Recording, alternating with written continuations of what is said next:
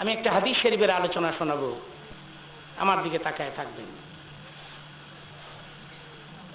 হাদিস শরীফে আসে হযরত আলী রাদিয়াল্লাহু তাআলা আনহু সব সময় আবু বকর সিদ্দিককে আগে সালাম দিতেন, সব সময়। এবার আপনারা বলুন তো, আগে সালাম দিলে লাভ না লস? মনে থাকবে? কদ্দুর মনে থাকবে এটাও জানি। যতক্ষণ ওয়াজে বসে থাকে ওয়াজ মনে থাকে, মুনাজাত হয়ে গেলে ওয়াজ আর মনে থাকে? কদ্দুর থাকে এটাও জানি। আমার আব্বা ওয়াজের মধ্যে এই কথাটা বলতেন, দাদার নাতি নাকি গেছে ওয়াজ শুনতে, তো মনে সাহেব বলছে আজুর উপরে কাপড় তুলবেন না, ফরজ তরক হয়, কবিরা গুনাহ হয়। তো মুনাজাতের পরে দাদা নাতি রওনা করছে, রাত গভীর, দিনে ওই পথিমধ্যে একটা খালের মতো, দিনে নৌকো থাকে, রাত্রে থাকে না। নাতি কয়, দাদা নৌকো যখন নাই, এবার আত্মীয়ের বাড়িতে রাত কাটাই, সকালে নৌকো আসলে পাড়ি দিয়া বাড়ির জামুগানে। দাদাই কয়, আমি পানির মধ্যে নামতে তাহি, তুই আমার পিছে পিছে নাম। তো নাতি কই, দেখি তো দাদা কাজটা করে কি। এবার দেখেন ওজন করে দাদা আস্তে আস্তে পানির মধ্যে নামে, আর লঙ্গিটা খালি উপরের দিকে টানে। হঠাৎ করে দাদা লঙ্গিটা কামদের মধ্যে পেঁচাইলেছে। নাতি দেখে বলেন, মৌলানা ওয়াজ করছে, আডুর উপরে কাপড় তোলে ফরজ তরক হয়, তুমি কামদের মধ্যে লই আইছো লঙ্গি দাদা। দাদা কয়ে, তুই না হইতে আমি ওয়াজ শুনি, তোর বাপে না হইতে আমি ওয়াজ শুনি, তুই না হইতে আমি ওয়াজ শুনি। জীবনে ওয়াজ খালের হেপার থেকে এবার আনি না।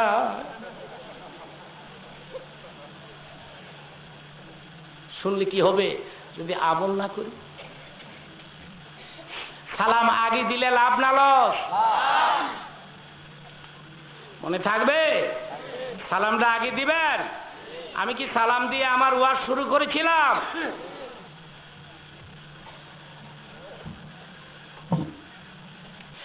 আমার ভাইরাম, হযরতে আলী সব সময় আবু বকর সিদ্দিককে আগে সালাম দিতেন, কিন্তু একদিন একেবারে কাছাকাছি চলে আসছে উভয়, খুব কাছাকাছি, কিন্তু আলী সালাম দিচ্ছে না।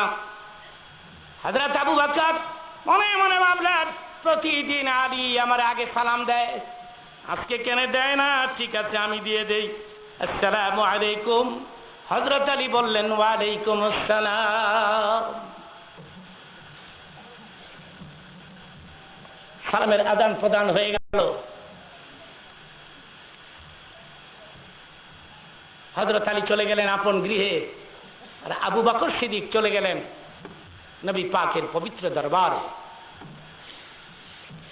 তিনি যাইয়া বললেন, ইয়া রাসূলুল্লাহ, প্রতিদিন আলী আমাকে সালাম দেয়, আজকে কেন জানি আলী আমাকে সালাম দিল না, তার কারণ কি গো নবী? জানতে আমার ইচ্ছা হয়।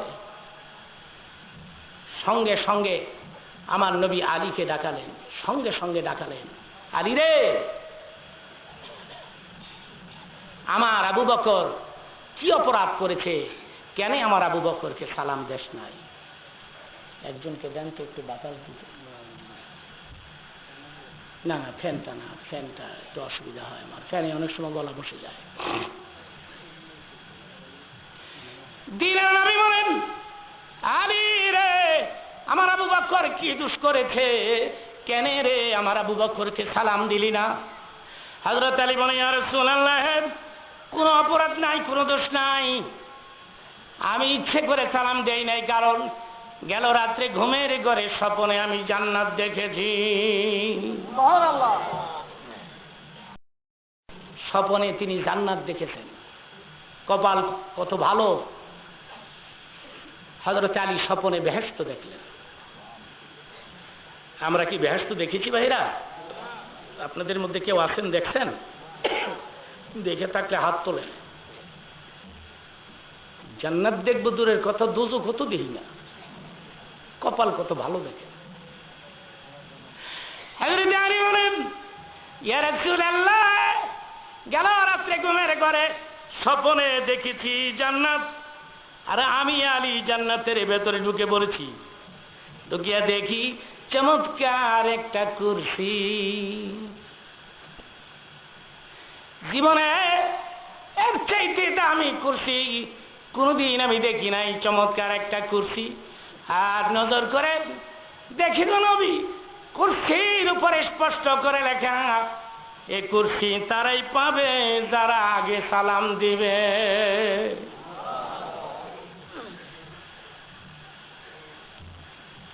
আমি চিন্তা করে দেখলাম এই কুরসিতে আবু বকর সিদ্দিককে চমৎকার মানাবে। ভালো করে বলো, এরা কেমন মানুষ ছিল দেখেন। তাহারা ছিল দয়ার সাগর, তোমরা সবই হিংসু গাজী। নবীজি নাম চিন্তা করে দেখলাম সিংহাসন আবু বকরকে চমৎকার মানাবে। আমি যদি অ্যাডভান্স করে সালাম দেই, আগে সালাম দেই, সিংহাসন আমি যদি আগে সালাম দেই সিংহাসন আমার কপালে চলে আসবে। সেই জন্য সালাম স্টপ করে দিয়ে আবু বকরকে সালামের সুযোগ দিয়ে সিংহাসনটা আমি ওনার কপালে বন্টন করে দিলাম। এ হলো সাহাবীদের ক্যারেক্টার, এ হলো সাহাবীদের চরিত্র। আমাদের চরিত্র কেমন সেটাও কি বলবো? অনেক দিনের আগের কথা সেটা। এক বেচারা বিয়ে করবে, তো তখন মানুষ ঘোড়ায় চড়ে বিয়ে করত। তো বেচারা আর ঘোড়া নাই, এক ঘোড়াওয়ালার কাছে গিয়া কয়, তোমার ঘোড়াটা একটু দিবা, বিয়া করে আবার ফেরত দিয়ে দিন। ঘোড়ার মালিক কয়, না আমি আমার ঘোড়া দিব না। ঘোড়া দেয় না বিদায়, সে রাগ করে চলে আসছে। মনে মনে কয়, ঘোড়া ছিল চাইলাম কেল লেগে দিল না, ঠিক আছে আমিও লাগলাম হের ঘোড়ার পিছে বোম্বাস্টিক মার্কায়। লাগছে কেমনে শোনেন। আসছে সামনে কদরের রাত, রাত ভর ইবাদত কইরা মুনাজাতের মধ্যে কয়, আল্লাহ গো ঘোড়া ছিল চাইলাম কেল লেগে দিল না। ঘোড়ার মুনাজাত করে, আল্লাহ ঘোড়া ছিল চাইলাম কেন দিল না। ঠিক আছে, এবার আমি কদরের রাতের ইবাদতের বিনিময়ে তোমার কাছে কিচ্ছু চাই না। মসজিদ থেকে বের হয়ে যেন শুনি তার ঘোড়াটা মারা গেছে। এ হলো আমাদের ক্যারেক্টার, এ হলো আমাদের চরিত্র। মসজিদের ভিতরে আরেক বেটার ঘোড়া ধ্বংসের মুনাজাত শিখছি আমরা, আর কি শিখছি মিয়া?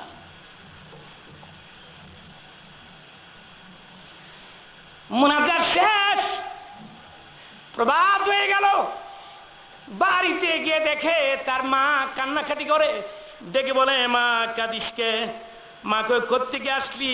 কদরের রাত গেল, ইবাদত করে আসলাম। মা কয়, ভালো কথা, তুই তো ইবাদত করে আসলি বাবাজি। বাড়িতে যে একটা গাবি পালতি, গাবিটা সকাল বেলায় মারা গেল। গাই মরে গেছে গা। মনে মনে কয়, সারা রাত কইলাম কি আর হইল কি? মা গো, খোদাই কি গোড়ার গাইও চিনে না।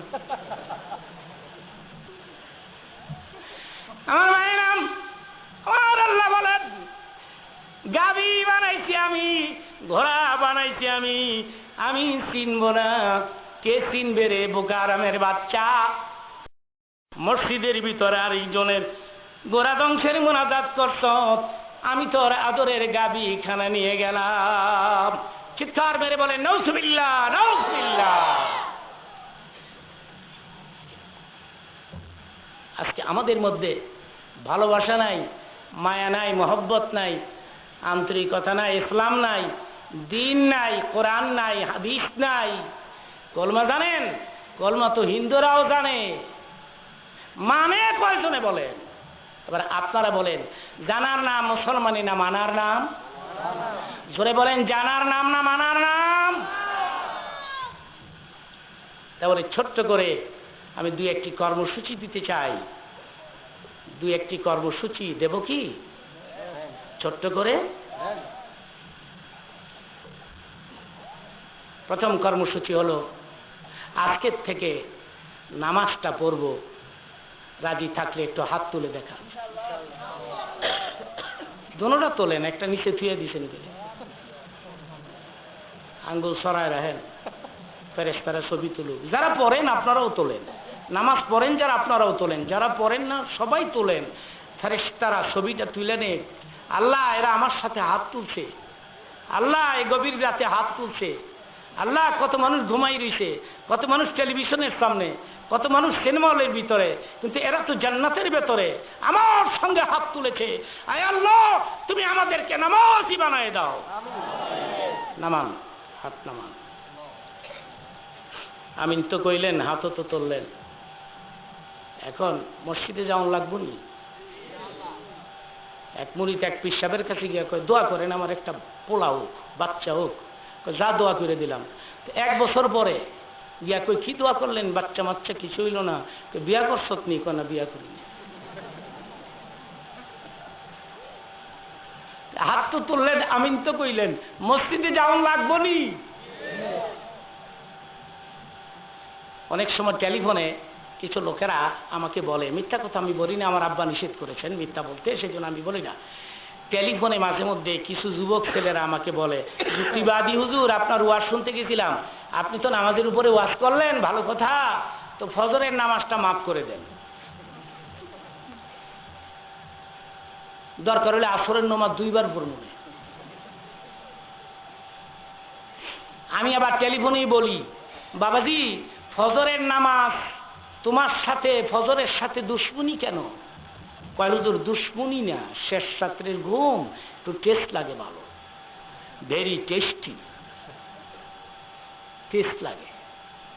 এই যে শীতের দিন আইসে দেখবেন ফজরের আজানটা হয়ে গেলে কি টেস্ট লাগে রে, গোমদা এক কেড়ে পাও 2টা খাড়া গুইয়া, লেফটারে ভেতরটা নিয়ে ফেস দিয়া ফুটবল হয়ে যায়। শয়তানকে আমি তোরে ফুটবল বানাইলাম, কারণ ফুটবল না বানাইলে দুজো ফালামু কেমনি তোরে। ওঠো মুমিন মুসলমান ঘুমাইতে নামাজ ভালো, সবাই বলেন আমার সঙ্গে, ওঠো মুমিন মুসলমান ঘুমাই নামাজ হইতে একটা একটা ঘুম ভালো।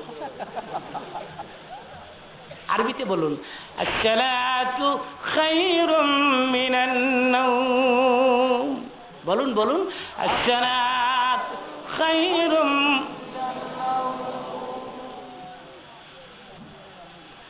অসুবিধা লাগতেছে?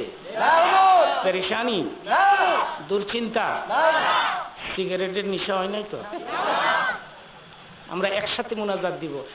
এই ভাইরা, আমার দোয়াটা আপনাদের জন্য তাড়াতাড়ি কবুল হবে, কারণ আমি যে আপনাদেরই সন্তান। নিজের চুলকানি নিজে চুলকাই দেখেন, যেন খাদ্য নিহান হয়ে আজ যায়, ঠিক কিনা? আরেক বেডারে বরিশালতে দাওয়াত করে আনছে, চুলকাই দে। আরেক বেডারে আইনা কয় খাদ্য দে। খাদ্যনি ধরছিল মাথা থেকে কোমরের মধ্যে হাতায়।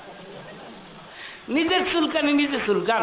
একটা পোলারে মাওলানা বানান, ওই পোলা যদি আপনার জন্য দোয়া করে, নিজের চুলকানি যেমন চুলকানির জায়গায় হাত যায়, নিজের পোলা যদি মাওলানা হয়, দোয়া করলে এটাও সঙ্গে সঙ্গে কবুল হয়ে যায়।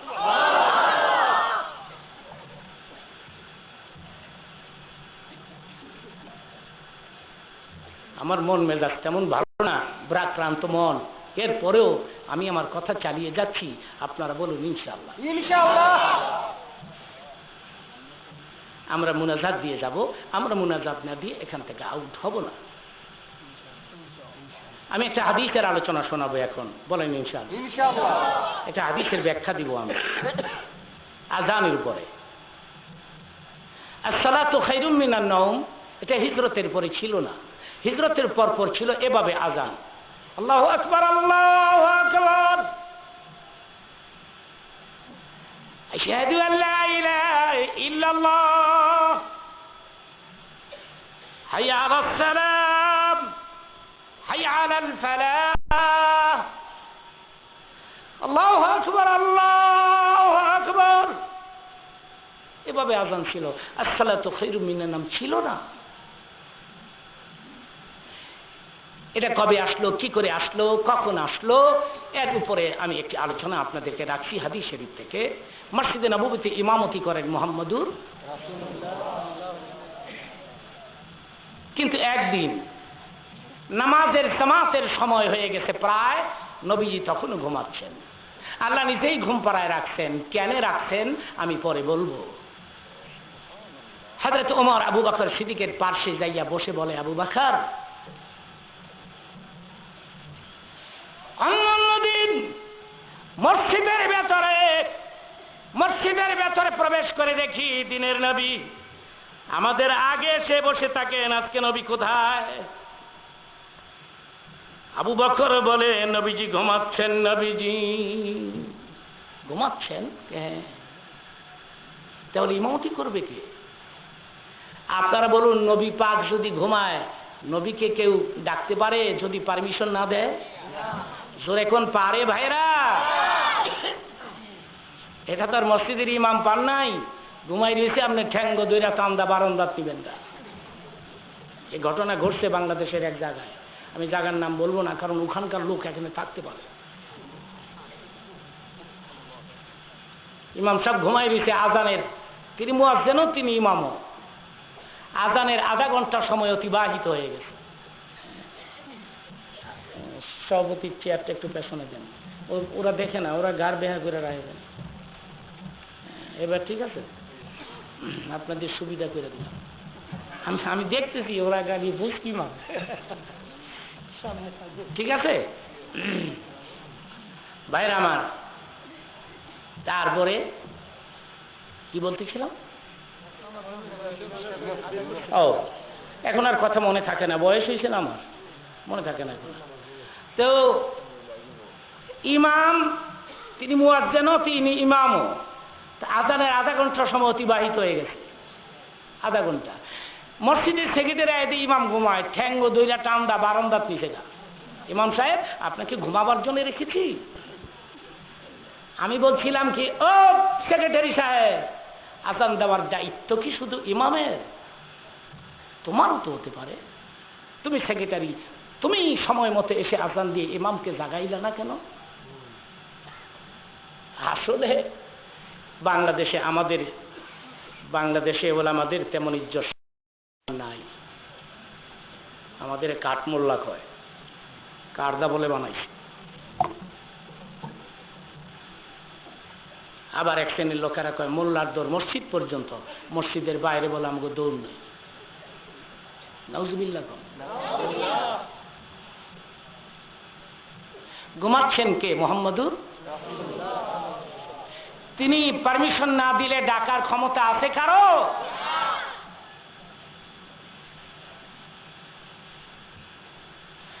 হযরত ওমর বলেন, আবু বকর, আপনি দিনের নবীকে সবচাইতে বেশি ভালোবাসেন, আপনি যান দিনের নবীকে ঘুম থেকে ডেকে নিয়ে আসেন। আবু বকর উত্তর দিলেন, নবীর জন্য জীবন দিয়ে দিতে পারি। যে নবীর চক্ষু ঘুমায়, অন্তর ঘুমায় না, তারে ডাক দেওয়া আমার পক্ষে সম্ভব না।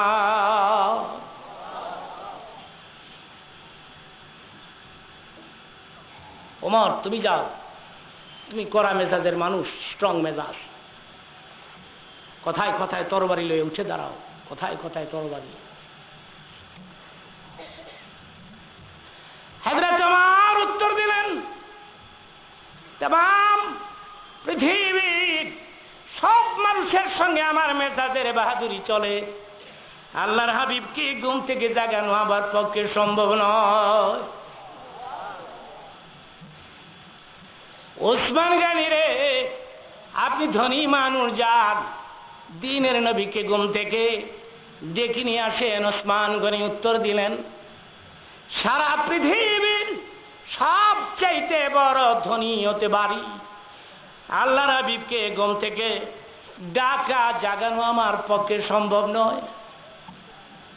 এবার বলো, আলী রে, তুমি যাও, তুমি তো আসাদুল্লাহিল গালিব, শের খোদা, যাও রে আলী, দ্বীনের নবীকে ঘুম থেকে জাগাও, ডাকে নিয়ে আসো। হযরত আলী বলেন, আবু বকর, ওমর, ওসমান গনি যেখানে আল্লাহর হাবিবকে ঘুম থেকে জাগাবার সাহস পায় না, আমি আলী কোন সাহসে দ্বীনের নবীকে ঘুম থেকে জাগাবো? বরং আপনারা যদি বলেন, আমি একটা প্রস্তাব পেশ করতে পারি, যেই লোকটা হাইয়া আলাস সালাত, হাইয়া আলাল ফালাহ বলে ডেকে ডেকে আমাদের মসজিদের দিকে আহ্বান করে, সেই লোকটাকে পাঠালে আল্লাহর হাবিবকে ডাকার জন্য কেমন হয়? হযরতে বেলাল বসা ছিলেন, সঙ্গে সঙ্গে দাঁড়ায় বললেন, ভাই, সব দরকার হলে আমি জীবনে কোনোদিন আজান দিব না, এরপরও নবীকে ডাকা সম্ভব না।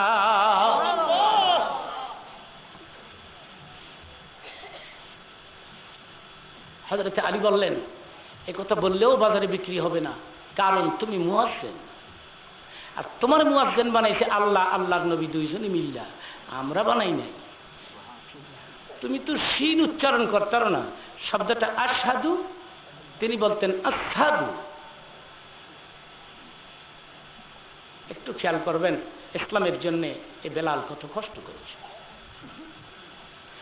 শব্দটা আশহাদু, তিনি বলতেন আশহাদু। চারদিক থেকে কমপ্লেন আসলো, বেলাল ভুল আযান দেয়, মুয়াজ্জিনি দপ্তর থেকে বেলালের নাম ক্যান্সেল করে দেয়া হোক। নবী খবর দিলেন, বেলাল রে, তোর বিরুদ্ধে কমপ্লেন আসতেছে, তুই শিন উচ্চারণ করতে পারিস না। আমি নবী বলছি, আজকে থেকে মদিনার মসজিদে আর আযান দিবি না।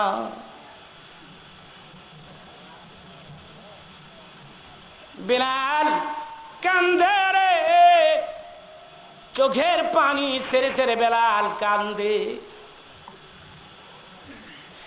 নবী পাক ডেকে বলেন, রে বেলাল, কি হয়েছে, তুই কাঁদিস কেন? হযরত বেলাল বলে, কয়দিন আগে একটা প্রোগ্রামের মধ্যে আপনি আমাকে ডেকে বলেছিলেন, বেলাল রে, কিয়ামতের দিন সমস্ত মানুষের উপর দিয়ে তোর মাথা দেখা যাবে, আপনি বলেছিলেন। আমি বলেছিলাম, কেন আমি এত লম্বা হব? আপনি বলেছিলেন, এই জন্য আল্লাহ রাব্বুল আলামিন তোর লম্বা করে বানাবে আসরের ময়দানে। তুই মুয়াজ্জিন, তুই আযান দে, হাদিস শরীফে আসছে কিয়ামতের দিন দুনিয়ার সমস্ত মুয়াজ্জিন গুলো সাধারণ মানুষের চাইতে একটু লম্বা হবে।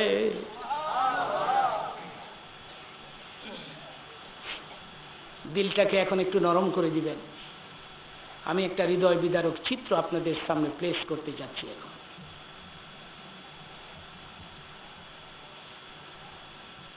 নবীজি গো, আমি তো আর আযান দিব না, মদিনার মসজিদে আমার কণ্ঠে আর বাজবে না। হাসরের দিন আমি আর লম্বা হব না, মানুষের মাথার উপর দিয়ে তো আমাকে আর দেখা যাবে না, সেজন্য আমি কান্দি। নবীজি কিছুই বললেন না। বেলাল কাঁদতে কাঁদতে চলে গেলেন।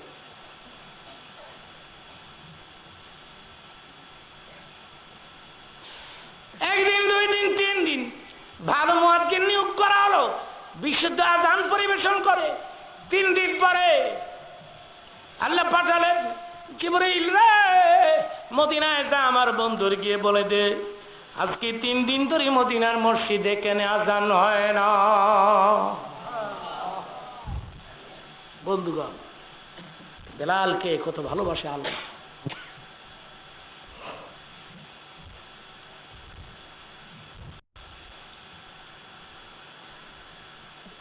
হযরত জিবরাইল নবী পাকের দরবারে এসে বলে, ইয়া রাসূলুল্লাহ, আপনি মনে কিছু নিবেন না, একটি খবর, একটি সংবাদ জানাবার জন্য আমি এসেছি। আজকে 3 দিন হয়ে গেল নবী মদিনার মসজিদে কেন আযান হয় না, আল্লাহ জানার জন্য আপনার কাছে আমাকে প্রেরণ করেছেন। আপনি বলে দেন কেন 3 দিন ধরে আযান হয় না।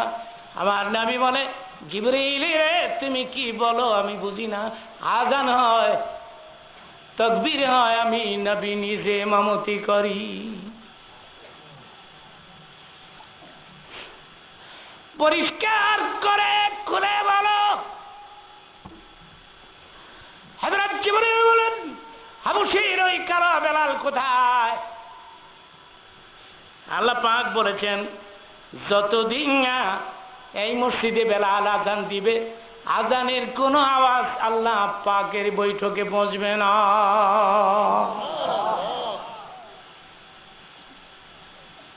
रह गया रस्म आजा रूह बेलाली न रही, रह गया रस्म आजा रूह बेलाली न रही, फलसफा रह गया तलकीन गजाली न रही। আজান তো এখনো হয় মদিনার মসজিদে। আপনারা বলুন, আমি হযরতে বেলালের আজান হয়?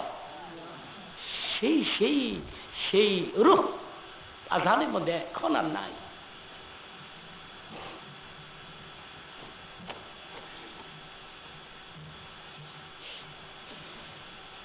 কি অপরাধ হযরত বেলালের?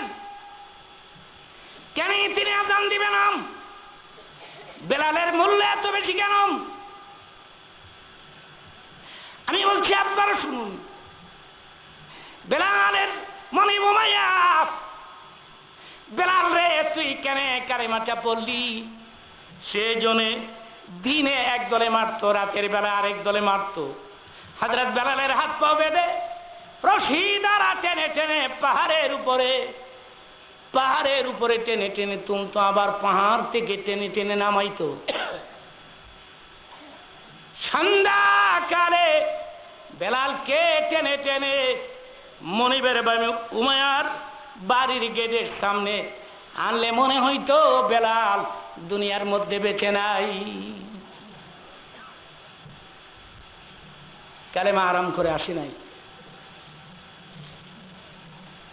উমায়ার বেলালের ধারে দাঁড়ায়া বলতো, কি রে বেলাল, এখনো সময় আছে, কালেমাটা ছেড়ে দে। বেলাল বলতেন, আহাত আহাত। বেলাল বলতেন, লা ইলাহা ইল্লাল্লাহ, লা ইলাহা ইল্লাল্লাহ। বলুন একটু, লা ইলাহা ইল্লাল্লাহ, লা ইলাহা ইল্লাল্লাহ।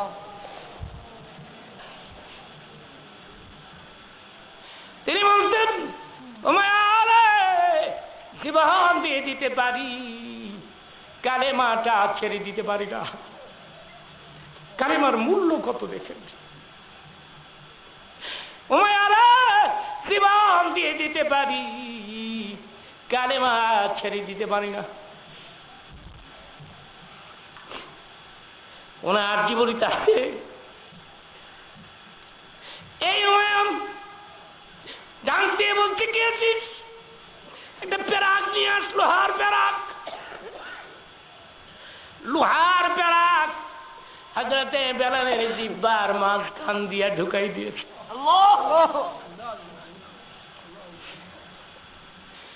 এরপর বেলাল বলে, আহাত আহাত।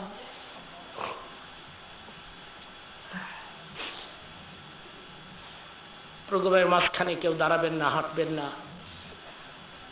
প্রোগ্রামের মাঝখানে কেউ হাঁটবেন না। যদি হাঁটেন তাহলে প্রোগ্রামের সাথে বেয়াদবি হবে।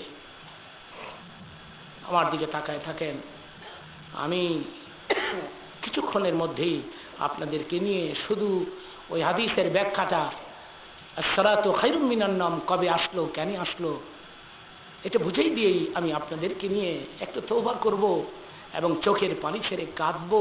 দেশের পরিস্থিতি খুব খারাপ।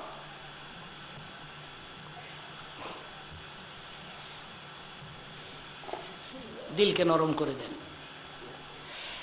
আল্লাহ বলেন, আমার বান্দা যখন কান্দে আমি যখন দেখি গাল বেয়ে বেয়ে পানির ফোঁটাগুলো জোরে জোরে পড়ছে, বারবার আমার বান্দা কান্দে, বারবার গাল বেয়ে বেয়ে পানির ফোঁটা ঝরে ঝরে পড়ে যায়, আমার আমাদের দরিয়াতে তখনই জোশ মারে, আর তখনই আমি আমার বান্দাকে ক্ষমা করে দেই। কোনো কথা নাই এর মাঝে, আর কোনো কথা নাই। আল্লাহর কাছে কান্নাকাটি সবচেয়ে প্রিয়। সেজন্য তিনি বলেছেন ফালইয়াদহাকু কালিলাম ওয়ালিয়াবকু কাসীরা, বেশি বেশি করে কাঁদো। আপনি নিজেকে প্রশ্ন করুন, আপনি নিজেকে কোশ্চেন করুন, কিরে মা তোর দিল নরম হয় না কেন? আপনি নিজেকে প্রশ্ন করুন। জিহ্বার মাঝখান দিয়ে পেরাক ঢুকাই দিল, বেলাল বলে লা ইলাহা ইল্লাল্লাহ, লা ইলাহা ইল্লাল্লাহ, লা ইলাহা ইল্লাল্লাহ। বেলাল বেলাল তখনও তো লা ইলাহা ইল্লাল্লাহ পড়তেছে। পথ দিয়ে আবু বকর সিদ্দিক যাচ্ছেন, জিকিরের আওয়াজ আবু বকরের কণ্ঠে স্পর্শ করলে, কান স্পর্শ করলে, তিনি উমায়ার বাড়ির গেটে দাঁড়ায় ডাক দিয়ে বলে, এ বাড়ি কার? উমায়ার বাড়ি। উমায়া রে, কোথায় রে উমায়া? উমায়া ভেতর থেকে দৌড়ে এসে বলেন, তুমি কে? আমি আবু বকর। আবু বকর, হ্যাঁ কি চাও? তোমার বাড়ির থেকে আল্লাহ পাকের জিকিরের শব্দ শোনা যায়। কে ডাকে আল্লাহকে তোমার বাড়িতে? তুমি কি বলবে কে কে আল্লাহ পাকের জিকির করে? আবু বকর হাবশী গোলাম, বেলাল আমার গোলাম। বেলাল, হ্যাঁ কি হয়েছে? বেলাল মুসলমান হয়ে গেছে। জিহ্বার মাঝখান দিয়ে পেরাক ঢুকাই দিছি, এরপরে লা ইলাহা ইল্লাল্লাহ ত্যাগ করে না। হযরত আবু বকর বলেন, তাইলে তুমি বুঝতে পেরেছো জীবন দিয়ে দিবে, কালেমাটা ছাড়বে না, এটা কি তুমি বুঝতে পেরেছো? হ্যাঁ, এ ব্যাপারে আমি শিওর, জীবন দিয়ে দিবে, কিন্তু লা ইলাহা এটা বুঝতে পেরেছো? হ্যাঁ। তাইলে আর কষ্ট দিয়ে লাভ কি? ক্ষমা করে দিতে পারো, ছেড়ে দিতে পারো, না হয় বিক্রি করে ফেলতে পারো। উমাইয়া ক্রিটিসাইজ করে বলছে, মনে হয় তুমি একজন কাস্টমার, তুমি কি নিবে? এক তো হাবশীর বেলাল, পিড়ায় গায়ের চামড়া তুলে দেয়া হয়েছে, এখন আর মার্কেটে তো তার কোনো ভ্যালু নাই, মনে হচ্ছে তুমি কাস্টমার, তুমি কি নিবে? আবু বকর বলেন, কত দাম দিতে হবে বলো? সুবহানাল্লাহ বলে।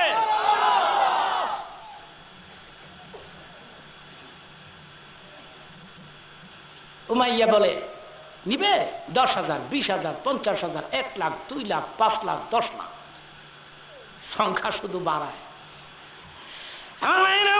হযরত আবু বকর বলেন, একবারে বলো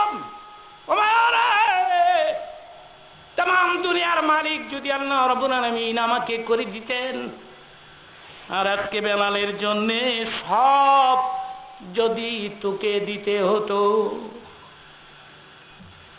আমি গোটা দুনিয়া তোরে দিয়ে শূন্য হাতে বিদায় নিতাম, বেলালকে আমি তোর বাড়িতে রেখে যেতাম না।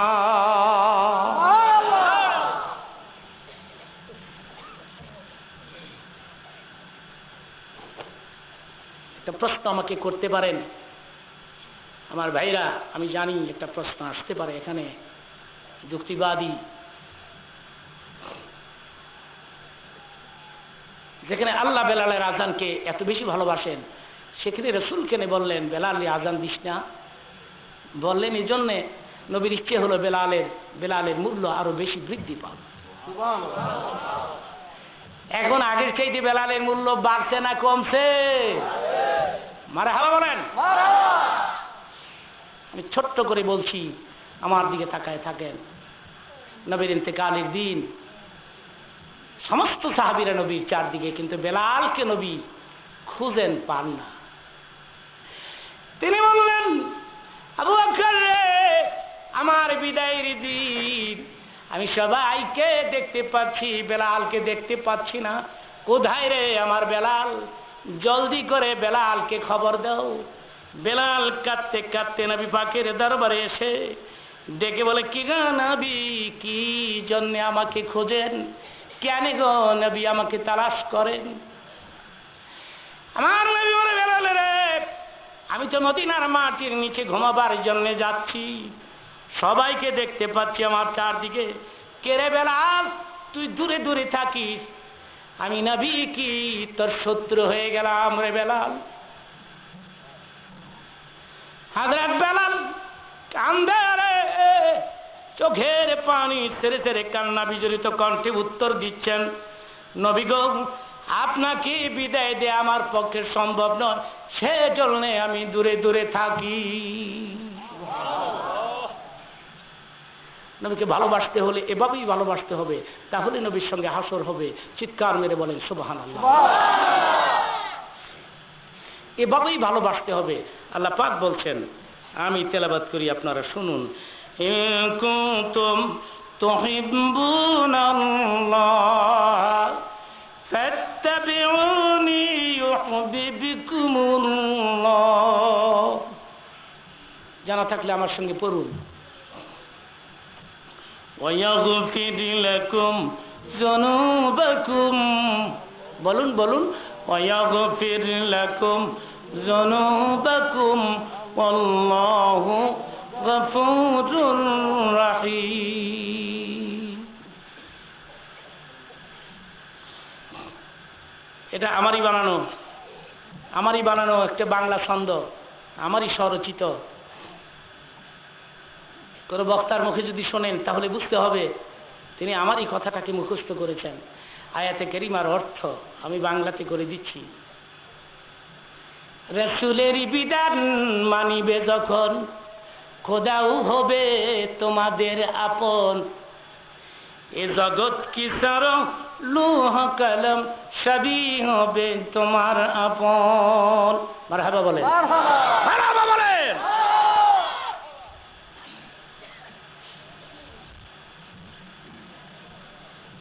ভাইরা আমার, নবী নিজেও তো বেলালের আযান শুনতে চান। ছোট্ট করে বলছি, নবীর ইন্তেকালের পরে বেলাল তো নাই, বেলাল চলে গেছেন দামেস্কে, মুলকে শামে চলে গেছেন। তো মুলকে শামে চলে গেছেন নবীর ইন্তেকালের 5.5 মাস পর। একদিন একটু ঘুমাচ্ছেন আর কি, চোখ দুটো একটু লাগছে, তো হঠাৎ করে স্বপ্নে দেখে রাসূল বেলালকে ডাকে। স্বপ্ন যুগে বলছেন, নবী কাঁদলে আমায় পাবে না, আমায় যদি চাও রে বেলাল ফিরে এসো মদিনা। একটু খেয়াল করবেন, নবীর ইন্তেকালের পরে নবীর মেয়ে ফাতেমা 6 মাস মদিনাতে দুনিয়াতে জীবিত ছিলেন, মাত্র 6 মাস। আর বেলাল আসছে 5.5 মাস পর। আর কয়দিন থাকবেন তিনি? 15 দিন। কয়দিন? একটু খেয়াল করুন, 5.5 মাস পর বেলাল আসছে মদিনার মসজিদের মিনারায় আজান দিয়েছে। 5.5 মাস ফাতিমাতুজ জোহরার জীবনীতে আসছে, হুজুরের জীবনীতে কথাটা আসছে। এই 6 মাস ফাতিমাতুজ জোহরা বিছানার মধ্যে পিঠ লাগায় নাই, কাঁদতে কাঁদতে রে চোখের পানিতে বুক ভিজাই দিয়েছে ফাতেমা। চোখ দুটা লাল হয়ে গেছে, চেহারা মলিন হয়ে গেছে, গালের গোস্তগুলো শুকিয়ে গেছে। 6 মাস খাওয়া নাই, দাওয়া নাই, ঘুম নাই, নিদ্রা নাই, শুধু বাবার জন্য কাঁদে। বাবা, যে মদিনায় তুমি নাই, ওই মদিনায় আমি থেকে লাভ কি? হাসান হুসাইন মা মা বলে ডাকে, পার্শ্বে ঘুমোতে চায়, মায়ের বুক জড়িয়ে।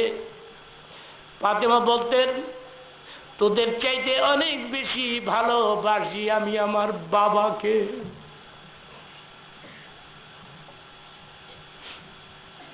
কাঁদতে কাঁদতে মুসাল্লার মধ্যে শেষ রাত হযরত বেলালের আযানের কণ্ঠ ফাতিমাতুজ জোহরার কানের মধ্যে লাগলে তিনি সেখান থেকে মুসাল্লা ত্যাগ করে ঘুমন্ত স্বামী আলী হযরত আলীর পা মন্থন করলে আলীর ঘুম ভেঙে যায়। কে আপনি? ফাতিমাতুজ জোহরা বলেন, আমি তোমার স্ত্রী, তোমার ফাতেমা। কি হয়েছে? ফাতিমাতুজ জোহরা বলে, স্বামী রে, শোনো তো, বাবার মসজিদে মিনারায় কার কণ্ঠ বাজে, একটু শোনো তো। হযরত আলী বলে, ফাতেমা, বেলালের কণ্ঠ মনে হয়। ফাতেমা বলে, তাই হবে। তোমরা না কত খুঁজেছ, বেলাল কি পাও নাই? 5.5 মাস পরে বেলাল আসছে। স্বামীরে আমার, তুমি তো জানো, বাবা বাবা বলে কাঁদতে কাঁদতে আমি দুর্বল হয়ে পড়েছি, পানাহার ত্যাগ করে ফেলেছি, নিদ্রা বিশ্রাম ত্যাগ করেছি। আমি দাঁড়াইলে বসতে পারি না, বসলে আমি দাঁড়াইতে পারি না। স্বামীরে আমি দুর্বল, তুমি মেহরবানি করে আমার একটু ধরো তো, একটু ধরো, আমি তোমার কাঁধের মধ্যে ভর করি। তুমি আমাকে নিয়ে যাও আমার বাবার রওজার, আমার বাবার কবরের ধারে, তার রওজার কিনারে আমার নিয়ে যাও, মসজিদে নববীতে আমাকে নিয়ে যাও। তোমরা না খুঁজেছ, বেলালকে পাও নাই। 5.5 মাস পরে বেলাল আসছে। আমার মন কয়, আমার বাবাও বেলালের সাথে আসছে। কিন্তু এটা ফাতেমার একটা কল্পনা মাত্র। আমার বাবাকে রেখে বেলাল কোনদিন আসতে পারে না। হযরত আলী বলে, হতে পারেন, আপনি শান্ত হন, শান্ত হন।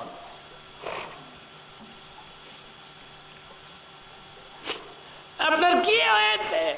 আপনি কি পাগল হয়ে গেলেন?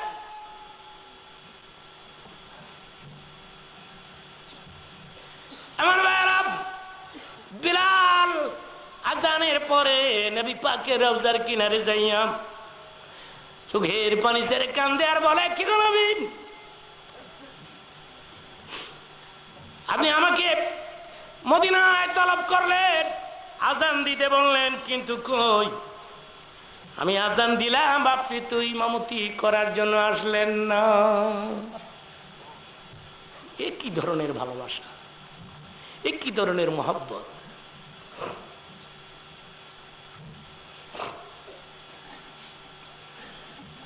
আমি আযান দিলে যদি নবী ইমামতি করতে না আসে, আমি এখানে আর আযান দিব না। তিনি আবার চলে গেলেন দামেস্কে, সেখানেই তিনি ইন্তেকাল করলেন। কে বলেছে বেলালের আযান শুনতে রাসূল ভালোবাসেন না? অবশ্যই ভালোবাসেন। সেই বেলাল আজকে দাঁড়িয়ে বলেন, দরকার হলে আমি আযান দিব না, দিনের নবীকে ঘুম থেকে জাগানো আমার পক্ষে সম্ভব না। হযরত আলী বলে, বেলাল রে, তুমি বললেও আমরা শুনব না। কেউ যদি মসজিদে না আসে, ডাকিয়ে আনার দায়িত্ব হয়েছে মুয়াজ্জিনের। আমার ভাইরা, হযরত আলী বেলালকে 2 হাতে জড়িয়ে ধরে ধাক্কায়া ধাক্কায়া আল্লাহর হাবিবের রওজা মুবারকের বাইরে দাঁড়ায়া হযরত আলী বলে, বেলাল রে, আমি বলছি নবীকে তুমি ডাকো, ডাক দে রে বেলাল, দিনের নবীকে তুই ডাক দে, আল্লাহর হাবিব তোর উপরে বেজার হবে না।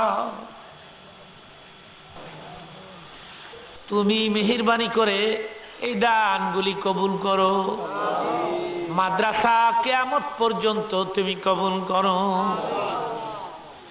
আল্লাহ গো, এলাকার যুবক ছেলেরা পরিশ্রম করেছে, অক্লান্ত পরিশ্রম, পোস্টারিং, মাইকিং, বারবার আমাদের সঙ্গে যোগাযোগ, এই পরিশ্রম মেহনত এখন মেহেরবানি করে তুমি কবুল করে না।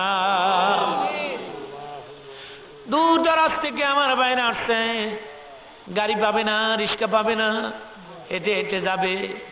আল্লাহ প্রত্যেকের কদমে কদমে হাজার হাজার নেক লিখে দাও।